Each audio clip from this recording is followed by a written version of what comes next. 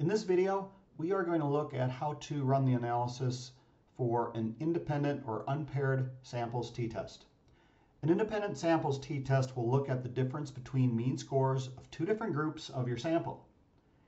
We'll click t-tests. We are in Jamovi here, and again we'll click t-tests, independent samples t-test. In this case, let's look at the leadership characteristic of influential. We'll put that in there for our dependent variable.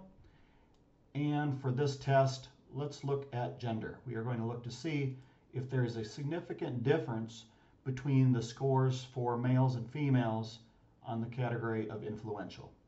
We'll click our descriptive statistics here. And what we have is the male group scored 14.9, the female group 14.6. It would appear that the male group is slightly more influential. However, they are not statistically. The p-value, which should be an alpha level of 0.05, so we want to see if the p-value is less than that to be statistically significant, and it is not at 0.723. Now let's go ahead and rather than looking at gender, we'll look at management title. And what this category is either they have a management title or they do not. Here we can see for title, a manager or supervisor, they scored 16.0. Having no title was 13.4.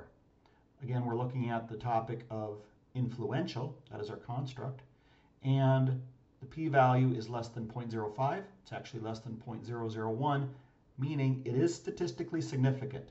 And if you look at the categories here, that's to be expected, that the managers and supervisors would be more influential over those workers who do not have a title.